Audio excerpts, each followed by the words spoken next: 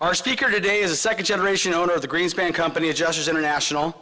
They are a public adjusting company which was founded in '46 by his father, Sidney. He has been a public adjuster now going on for about 40 years, so started when you're about 7, Rob.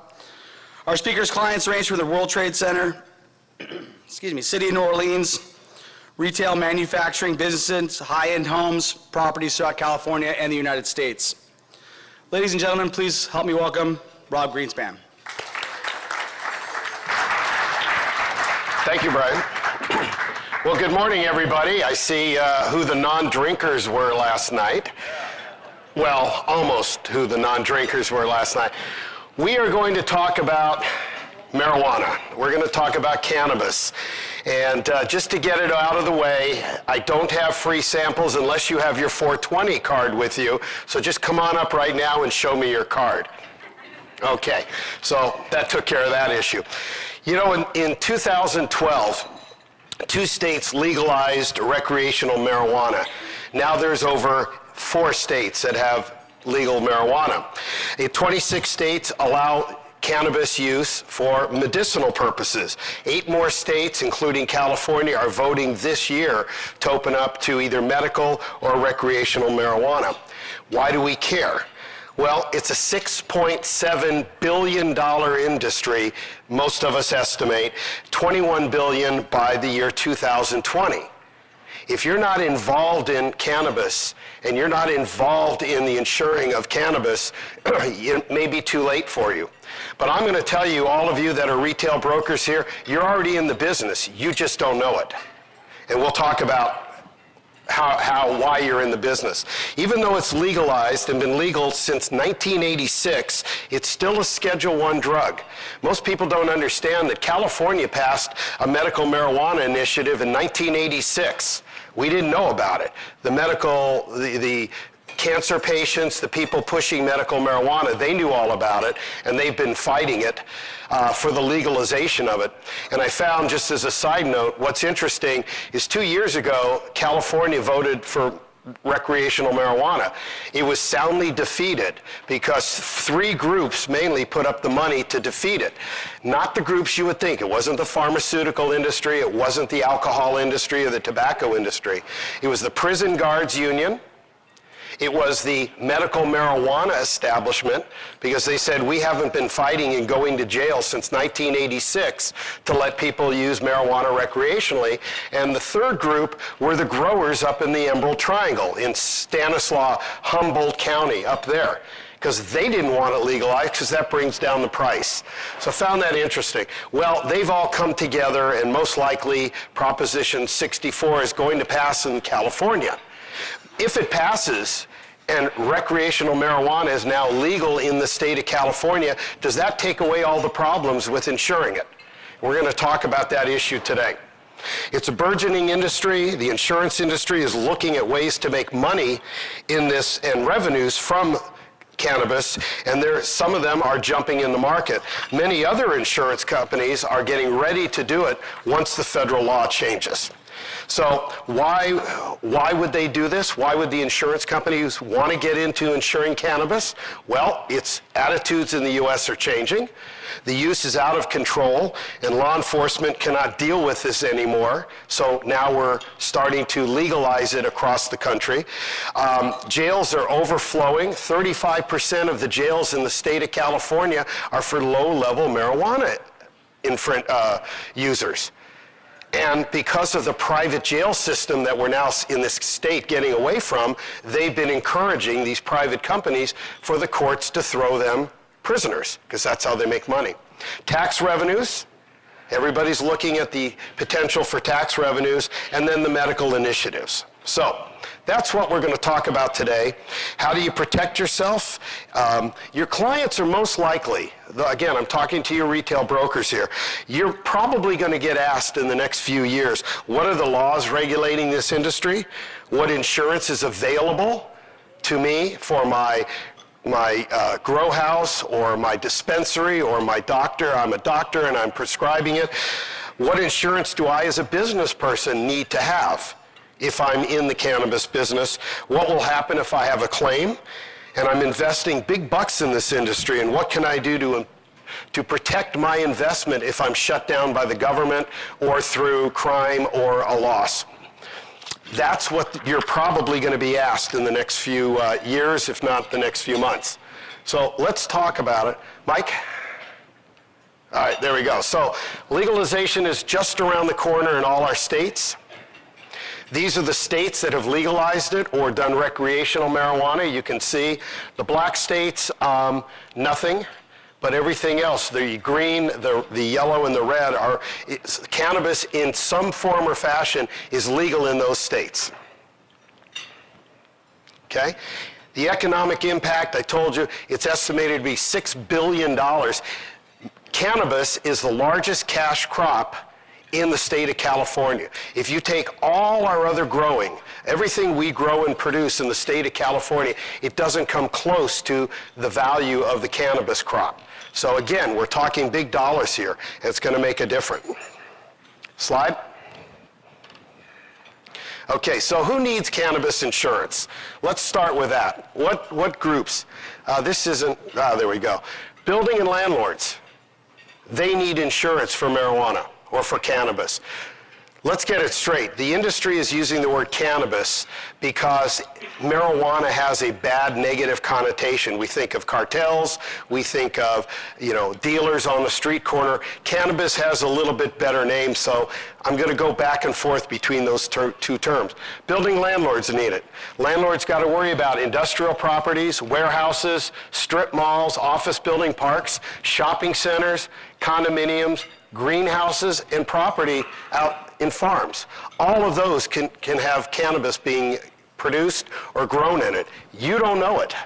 Medical dispensaries, they need insurance, including infused carbonated bottling, beverage makers, medicated edibles, the people that are making the edibles, the companies that are manufacturing the oils and tinctures that don't even have the THC component in it. All of these people need insurance, not only property coverage, but product liability as well. Collectives, the people that are growing marijuana or cannabis legally within this state, they're going to need it.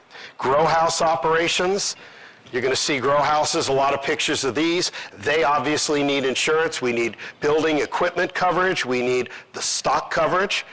We have pollution issues. We have all of these things. Doctors prescribing medical marijuana, they have liability issues to worry about. You may need to insure them.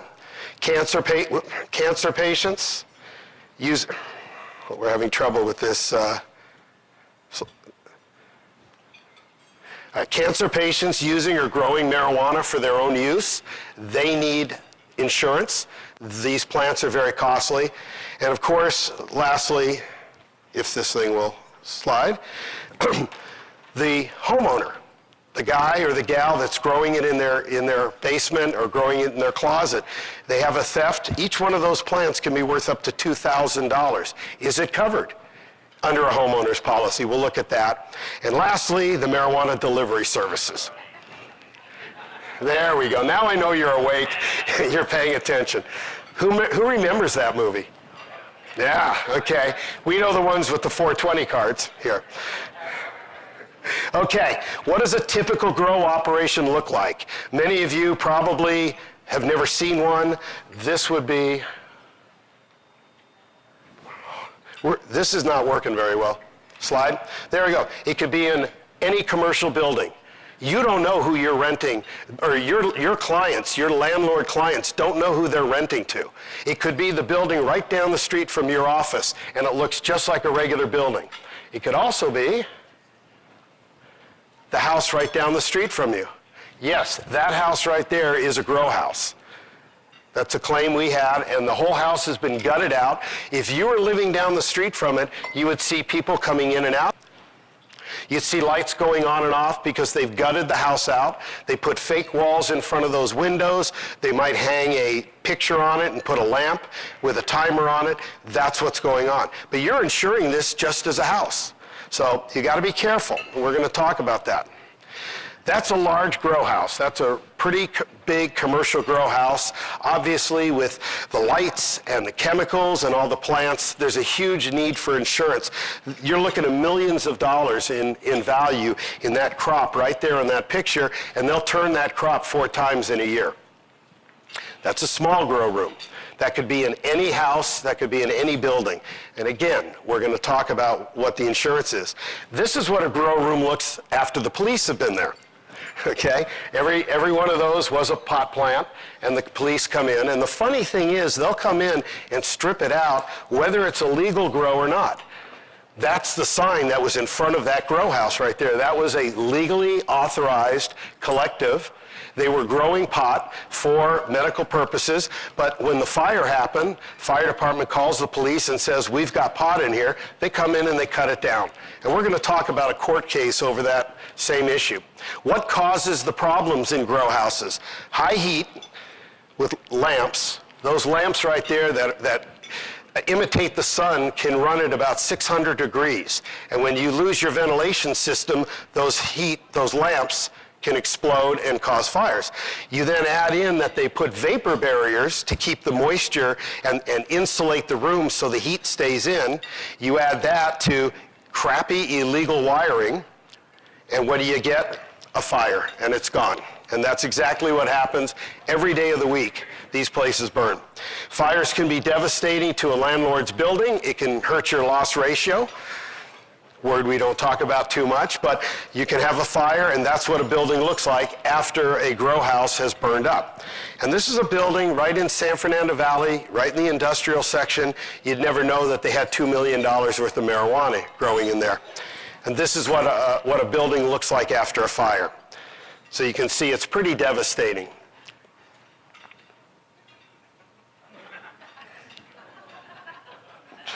Okay. Again, I knew this was an early warning one. I have to keep you awake here. Okay. All right, so what carriers are writing it? Right now, it's basically in the surplus lines market. Markel, Lloyd's, SEBA, Scottsdale, Ace, Attain. These are the companies, as far as I've seen, that are actually writing pot coverage at the moment. But they are in the sub-market or the aftermarket, and that brings along their own problems there. However, most of the major insurance companies, I've been told by senior people, are ready to jump in. We just have to have something happen at the federal level for them to go in. So usually along with that coverage are warranties. These would be typical warranties that they would require the dispensary or the grow house to comply with. There's actually a website called Cannabis, and the industry pretty much tries to adhere to those regs, which the government has kind of passed on and said, yes, if you follow these canna regs, and that's, I think, the 4th one down there in that list, we're not going to bother you. Typical cause of losses, well, fires due to the electrical overload, thefts and burglaries. Problem is, most dispensaries won't report their thefts, because they feel that if they report a theft, that gets the police involved, obviously, and when the police get involved, then they've got issues of whether they're legal and whether they're going to get shut down. The second issue is they don't have records. It's a cash business. How do you prove a claim? How do you prove a theft if you don't have good records, banking records, financial records, to show that you've had the loss there? And again, until the federal laws change, that's going to be a problem. Water and mold damage, vandalism to the building, and of course pollution from the operations. Those inside grow operations use pretty heavy chemicals.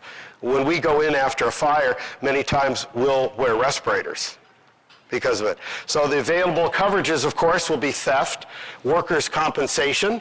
They've got employees. So just like any other business, they need to get some workers' compensation. They're going to need auto liability because people are driving it around and delivering it. We have professional liability, products liability. If they're making edibles, they're selling a consumable product, whether it's an oil or the actual buds themselves, there's medical and product liability that goes along with it. And of course, for dispensaries, electronic data, because they're all electronic, they're all tied in, and you get a data theft, there could be a claim there. So you have lots of areas to insure and ways to make money with it. in it. Now here's something most of you don't know about, but the new ISO forms exclude coverage for pot. And if you can't really see it here, but let me just say, this is a commercial form.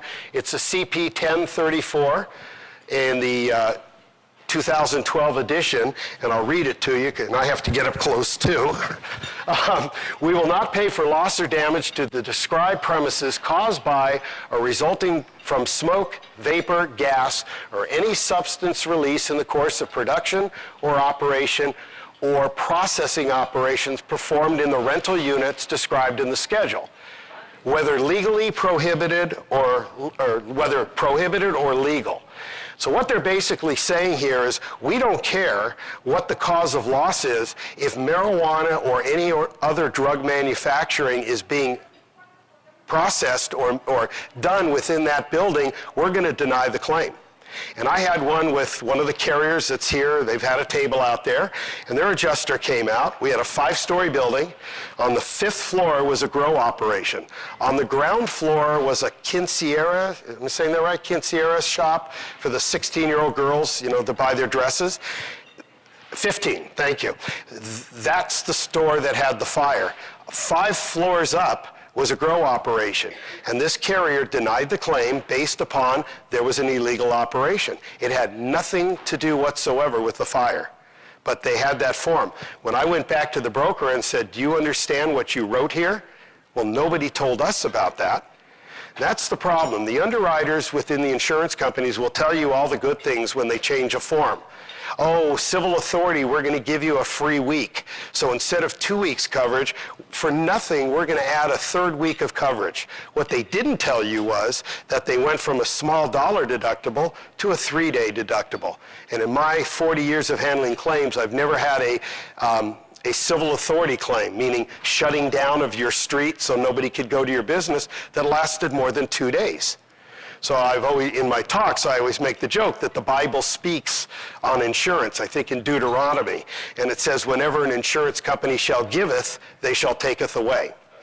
And that's what happens. So they'll tell you the good part, we're not charging for this, we're giving you more coverage, but they forget to tell you, oh, by the way, we're excluding this, we're excluding that. So be very careful on the forms you're writing. Now, you may say to me, well, what do I care, Rob? I'm not insuring cannabis. And my point is, you don't know whether you're insuring cannabis. Your client, the landlord, many times doesn't know who they've rented to. Most of the houses we see were rented by a nice little old couple, an immigrant couple, an older couple, and they're renting this house and they sign the lease, and they've never stepped in the house and they never will, because they're a front for one of the cartels who's now guts the house out, guts the commercial warehouse out, and builds their grow operation. So all the problems that go along with that will happen. Here's another form. This is First American Specialty. They exclude it as well. Now, it's not that I'm trying to push any of these 2 companies down off the cliff. I'm just saying this is what the carriers are doing. And even if they don't exclude it, they have another out, and we'll talk about in a minute. So typical problems with claims can be plants are undervalued or overvalued, so people are spending more than they need to on insurance. The furniture, fixtures, and equipment they don't think about and they don't insure it properly. Failure to purchase adequate coverage. Business personal property, business interruption, stock coverage. And let's remember that word stock, because we're going to talk about that in a second. TIBs, or tenant improvements and betterments, product liability. Failing to buy these coverages, now they have a claim, and if you haven't offered it to them, you may be on the wrong end of an E&O suit, because they're going to come up. Now, you know they don't want to spend the money to buy. Most of your clients shop premium, not quality of coverage. But they don't remember that when the claim happens and you didn't sell them that endorsement that they actually need now, and who do they blame? Themselves? No, they blame you. Why didn't you insure me for this? And you're afraid to over-insure them. You're afraid to offer endorsements that you believe they need because you're afraid to get undercut by a Farmers or a State Farm and Allstate. You shouldn't be afraid. You believe your client needs. And when you make that offering, just accompany it with a letter that says, look, this is what I believe you should have. Let's talk about what coverages you actually want to buy. So you haven't knocked yourself out premium-wise because, yes, somebody's going to come in a lot cheaper, but at least you've offered them the proper coverages. And now when I go into that client a couple of years later and there's a fire and they're missing certain coverages, we're not going to point it out to the client. The last thing I want to do is throw you under the bus. But then, sure enough, an attorney will pop up and say, wait a minute, why don't we have these coverages? And what I want to be able to do is go back to you and say, hey, I just met with an attorney. They're looking at you for not insuring it properly. Where's your letter offering these coverages? Where is your letter that goes out every year saying, please review with me your insurance needs? And let's discuss it. The direct writers know how to do this. If you've ever written with State Farm, Allstate, or Farmers, 3, 4, 5 times a year, you're getting a letter from them saying, by the way, let's review your insurance needs. That's their cover their ass letter. You need those as well. And you do that by offering the proper coverages. You put a caveat in there that you don't necessarily insist they buy it, but this is what you think they should have.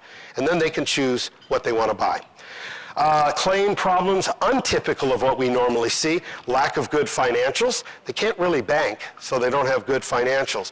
Unwilling to make claims for thefts for fear of reporting to the feds and getting shut down. Failure to file proper tax returns. They're afraid of that, because if you're not banking, how do you know what you're earning? And of course, failing to comply with warranties, which is always a problem in many claims. So let's start with one of the more important acts, and that's called the McCarran-Ferguson Act of 1945. This act leaves the regulation to individual states of laws. And basically, it says, as long as there is a law on the books, and let's talk specifically about insurance, as long as we have an insurance law regulating this issue, the federal government will take a back seat. And they won't insist that the federal laws overstate the state laws. Now, many states have laws in place. California doesn't really have. We have marijuana laws, and we all know about Colorado.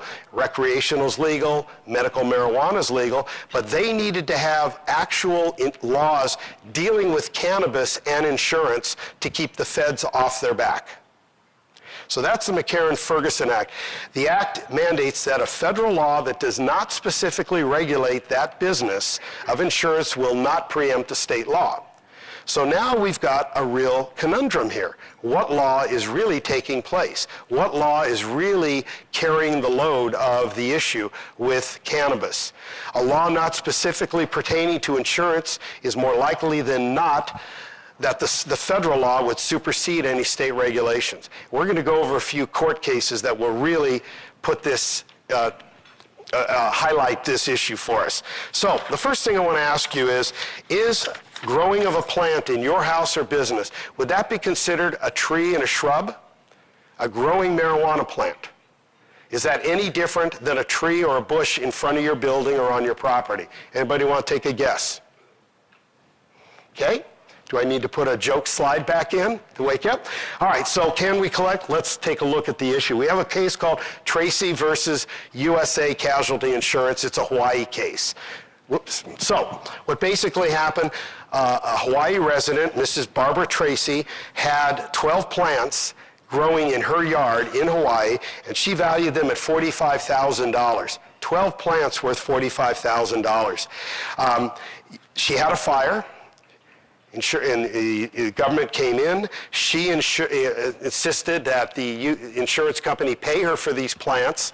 USAA initially offered to pay her $8,000 against her $45,000 value. Remember, she's claiming against trees and shrubs that were growing on her property. She didn't accept it. She sued them for bad faith and some other issues, and now we'll find out what happened. So in 2010, she had 12 plants growing on her property, and they were stolen. I'm sorry, it wasn't a fire. They were stolen. Okay, a mature plant in Hawaii was valued at the time of about $4,000. Okay, Tracy asserted that she was lawfully possessed, grew, nurtured, and cultivated those plants consistent with the laws of the state of Hawaii. And she was permitted to do this by law. Now, they're stolen. As I said, USAA offered her $8,000. She said, no, that's not enough. She filed a lawsuit. And at that point, USAA says, nope, we're not going to make any more payments. And they based it upon she did not have an insurable interest in the plants. She owns the plants, they're on her property, and now they're stolen. So why wouldn't she have an insurable interest? It was her property.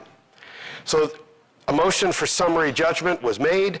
The defendant, USAA, argued that because of the federal laws, irregardless of state laws, and the federal laws, she lacked an insurable interest. Hawaii's medical marijuana law does create an insurable interest, does not create an insurable interest, because the law that allows her to grow is really, and I'll quote, an affirmative defense against marijuana. It doesn't say you can have marijuana, it just says you can't be prosecuted for it. There's a big difference there. Therefore, the plaintiff, Tracy, cannot legally use the insurance proceeds to replace her pot. It would be contrary to public interest. The courts should not require coverage for marijuana plants, for it would be against federal policy. See, they're looking at federal law here. It happened in Hawaii, but Hawaii didn't have any laws regulating insurance and marijuana. So now they're able to go back and point to the fact that it's illegal on a federal level. The court did agree that she had an insurable interest in the pot, and they did agree with Tracy that coverage would apply under trees and shrubs, except it violated federal law. And once it violated federal law, the carrier said, sorry, or the court said, sorry, we're not going to insist that the carrier pay it. Your claim for bad faith is denied. Okay? So, there you go. Federal law is coming in. And this is what many of the mainstream insurance companies are using. It doesn't matter what the state says, it's what does the federal law say. So let's talk about the federal law. What is marijuana considered? Anybody know? A Schedule what drug? Schedule 1 drug. What other drugs are a Schedule 1 drug? Heroin, cocaine, methamphetamine, speed, LSD. But back in the Reagan era, when Mrs. Reagan needed something to do, she started the war on drugs. They hired this drug czar, and they had no clue. So they said, all right, it's all a Schedule 1 drug, which makes it a felony. Now, how do we get the federal law to not supersede state law? We just have to change it over to a Schedule 2 drug.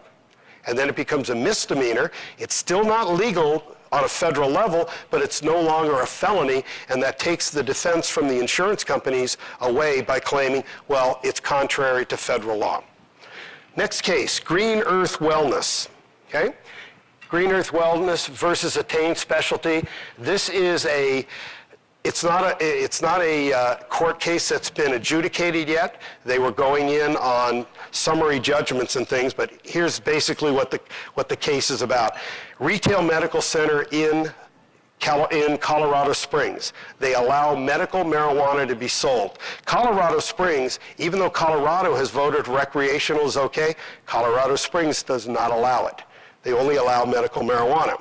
So, Attain sold an insurance policy in June of 2012. It was a commercial policy. It insured the buildings and business liability, and the insurance commenced on June 29th. Remember that day.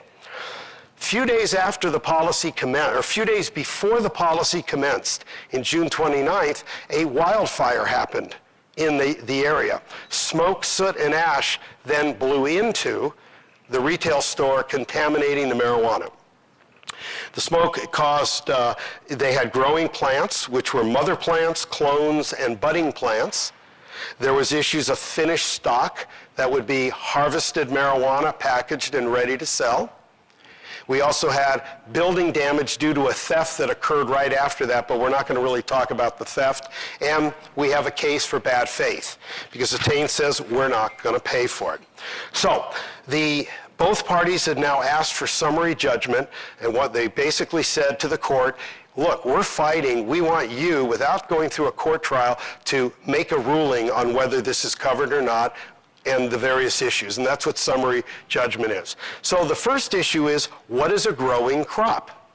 Now remember, they are manufacturing marijuana, so they have many categories. They have the mother plant, which is kept to produce seeds, and the clone plants are what it says. They're now actually getting ready to be harvested. And then they have the last category of harvested marijuana. So the court first had to look at what is growing crops. The policy excludes growing crops. So the courts looked at it. Turn my page here. So the courts defined plants, so much discussion was had entering into what was a growing crop. The policy language is ambiguous, Green Earth Wellness said, as to what a growing crop is. The courts looked at it and they finally said enough's enough. Court defined the plants in pots, whether mother plants, clones, or that were growing, again, in pots, were in fact growing crops, which is excluded under the policy, so not covered. However, they went on to say that the language is also not ambiguous, because that's what Green Earth was arguing, but they did rule that the harvested and ready for sale marijuana is considered stock or finished goods, and they ordered the insurance company to pay $44,000 for that, which seems like a lot of money, but their claim for their mother plants and all that was over $2 million. So they won a little bit, but they lost a little bit. So the next issue is, how do we insure a grow operation, whether it's a big commercial grow house or somebody who's growing medical marijuana in their backyard, because you're allowed, I believe, eight or nine plants, and those plants can have $2,000, $3,000 value. So is that a growing crop or not? If your client's willing to tell you they have these there, then you have to find a form that does not exclude growing crops, or get the carrier to agree that they would cover that. It's really an issue, though, in commercial grow operations because the money is so high. It's a huge amount of money in that. So the next issue is, and this is pretty interesting, is when did the damage occur? Remember, I said the policy went into effect on the 29th of June, but on the 24th is when the wildfire started. So again, they went to the court and said the policy commenced on June 29th. So what does the word commence mean? Does commence mean that the loss has to occur while the policy is in force? Or does it mean that the risk or the loss could start before the policy goes into effect, but the actual damages that store, Green Earth Wellness, actually suffered happened after the policy started?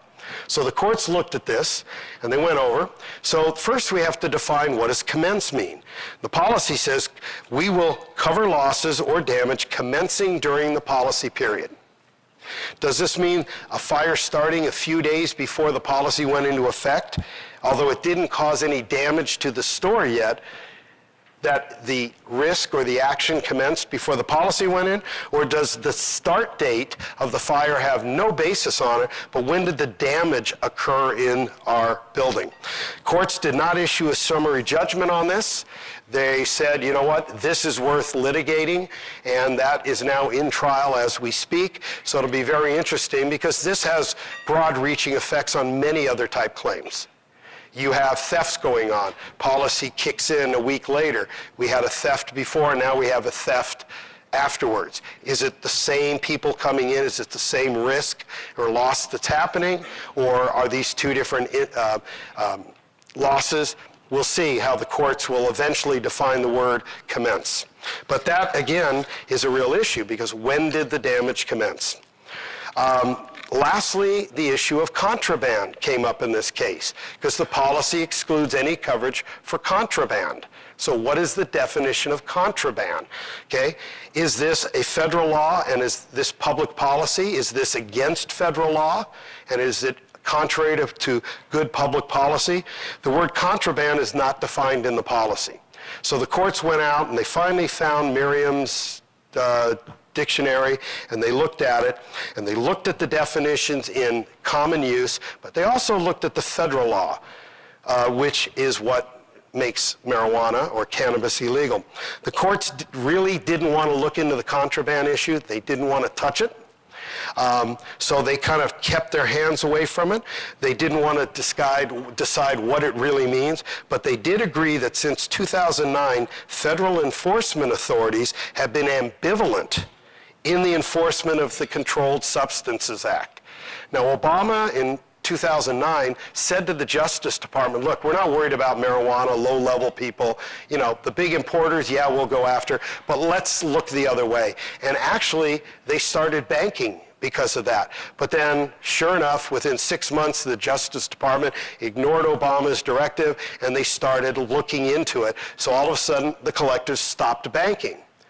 But they've also been fairly ambivalent. Look, it's against federal law, but we have pot stores all over the state of California.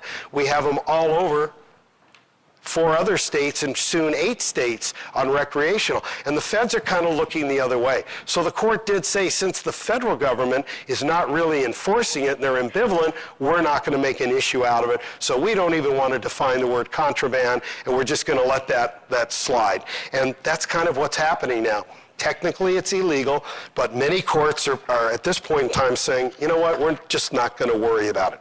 But they did go back and look at the Tracy case, that first case we talked about, and they finally ordered that they really don't have to pay for it because of Tracy and the federal law. So they were really confusing. And that's really the whole point here. Nobody really knows what's happening until the federal law changes. But it is safe to say attitudes on cannabis across the country are changing, and they're changing pretty fast. We have another case, Barnett. How am I doing on time? Okay, we're going to do the Graff case, I guess. Nope, we'll do Barnett.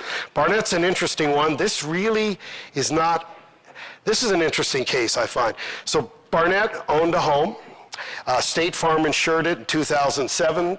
The policy covered personal property on a named peril basis. The policy covered direct physical loss to property caused by specific hazards, including theft. Okay? The police in Costa Mesa, right down the street from us, executed a search warrant at Barnett's residence in August of 2007. As allowed and directed by the search warrant, they found and seized a bunch of marijuana plants. They dug them up in his backyard, 2 freezer bags of loose marijuana and 2 trays of loose marijuana, all told valued at $89,000, all legally grown in this guy's backyard. The DA in the case actually did not file charges against Barnett. The police came in, they confiscated it, but they decided to hold off on charges. In the meantime, in 2008, Barnett petitions the court for the return of his marijuana. He says, hey, you took it all. It's been over a year. You're not charging me. I want my pot back. Okay? Now, the court disagreed and said, no, you don't get your pot back. And 2 days later, the Costa Mesa Police Department burned $100,000 worth of marijuana of his in a drug burn. That's how they get rid of it. He petitions the court, okay, so they denied it. During that time gap, he again files a claim with State Farm for the return of items taken from his home in the August search warrant and destroyed by the police illegally, he contends. He included with his claim an appraisal valuing the pot at $89,000, and State Farm, of course, denied the claim.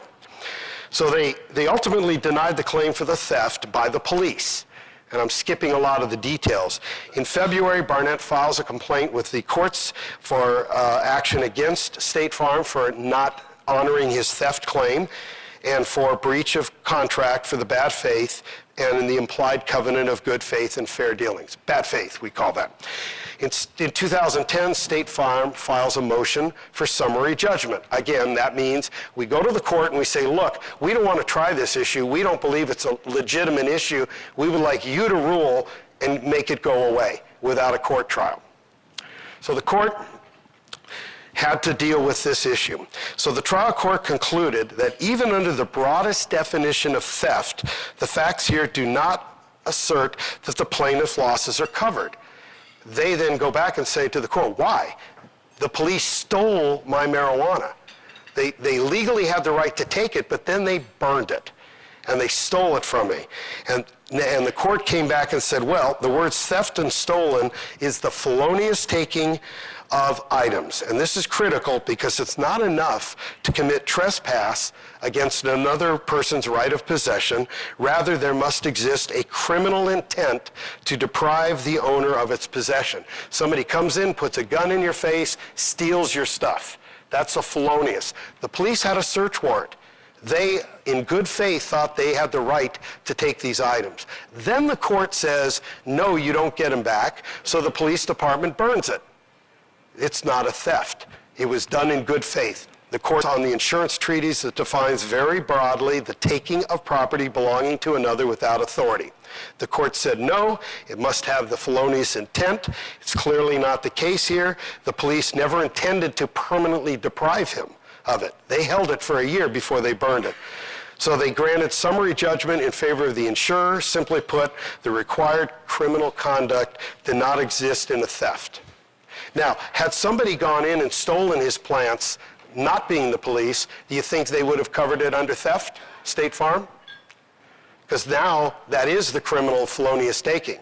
The answer is State Farm would still not pay it because they would rely on the federal law saying you've broken federal law. Any questions so far? Got one more to do here. This actually is not a pot case. This is an issue over what is considered vandalism and contamination. A methamphetamine lab causes damage to a landlord's rented house in, of all places, the Inland Empire. It happens to be methamphetamine capital of the world. So we have a lab that blows up, causes fire, police come in, they do what they have to do. They went and asked the court to grant summary judgment in favor of the insured's landlord. Allstate appealed that decision, claiming the exclusion for contamination would bar coverage, because contamination and vandalism are covered losses. So Graff owned a house in Tacoma, Washington. He rented it to a guy. The guy had a meth lab. I'm sorry, this wasn't here. This is up in Tacoma, another hotbed of methamphetamine. So he rents the house out. The guy turns it into a meth lab. The police get wind of it. Upon entering, they notice that there's a large quantity of methamphetamine, documents in this renter's name, drug paraphernalia, a respirator, this is really nasty stuff, a chemistry book, and a to-do list for toluene cleanup. Toluene is a nasty petrochemical that's used in the manufacturing of methamphetamine. So, Allstate, or the, who are we talking about, Allstate, comes in and says, look, we're not going to pay for this. So, Graff comes in, he looks at his property, he doesn't see any physical damage. They were cooking methamphetamine. However, the city of Tacoma inspectors come in and they found the house to be in unsanitary condition and classified it as a derelict house. As such, Mr. Graff could not rent it in its present condition. He now files a claim over this. He repaired the house at his own expense, hiring an environmental firm to clean up the methamphetamine, replace the carpeting, change the walls out, basically decontaminating this house. Allstate denies the claim, advising Mr. Graff that the insurance policy contained an exclusion for contamination. So now they go to court. He files for breach of contract. During the court's issues, some of the questions they looked at is what is contamination? What is vandalism? And they actually went back to a Bowers case, which I'm not going to have time to do today, but that was a case they looked at for direction. Allstate appeals, figuring that the loss was reported and claimed as contamination, and as such, they don't owe for it.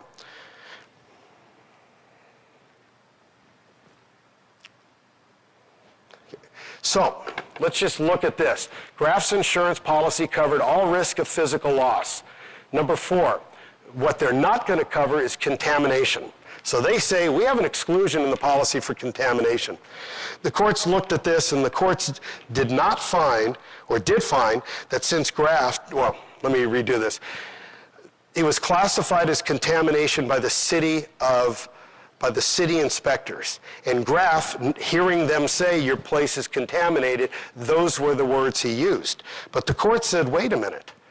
The city of Tacoma cannot determine whether that's contamination. They can't make a legal definition of what the damage is, nor can Graff. And contrary to Allstate's assertions, the court found it is not clear that contamination caused Graff loss. The court found the cause to be vandalism.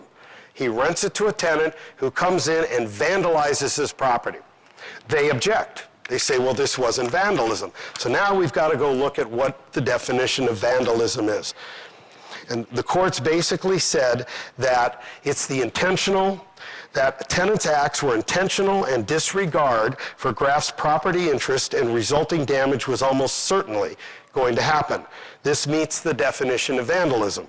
So to cut to the chase, the carrier paid the loss, but since then, all the insurance companies, through the ISO policy, has now put a clause in the ISO form that says contamination due to the manufacturing, growing of any illegal substances will not be considered vandalism, because we were collecting under that.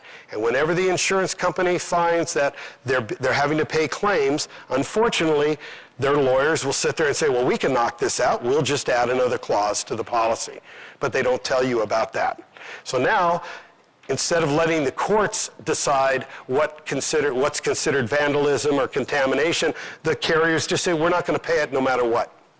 And vandalism is a real big issue. It's an issue that claims can be made all the time. I have a claim recently that they rented out to a hair salon. Without permission, the hair salon took this building and they dug up the floors. They added 5 more washing stations on each side. So they cut the floors. They painted all the ceiling tiles black, and then they leave on their lease early. And my client says, they vandalized my property. I rented them a shell, and now all of a sudden I've got plumbing that I've got to remove. I've got black ceiling tiles. We filed a claim. Carrier initially denied it and said that's a landlord-tenant dispute. But then, again, due to the definition of vandalism, the willful and malicious damaging of someone's property without permission, we were able to collect and get about $150,000 paid to redo this thing. And that was strictly under vandalism. So the word vandalism is very important in our industry. Matt Blumkin, you wanted to talk and just give a quick example on one of your clients, because we got about 5 minutes left? Or you want to pass?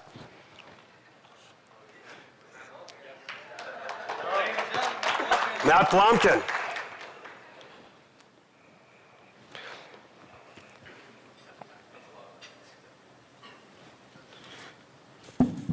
There you go.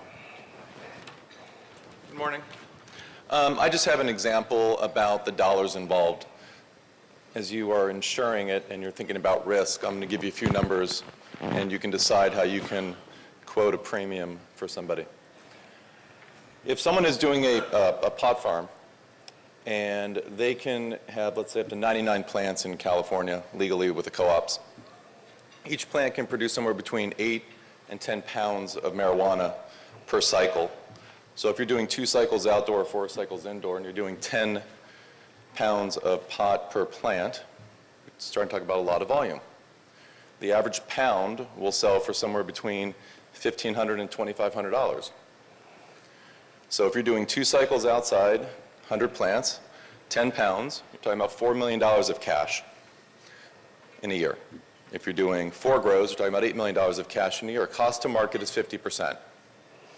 So now you're talking about $2, $3 million of cash net to your client. This is going to become legal in California. This is going to become legal at some point in your product line.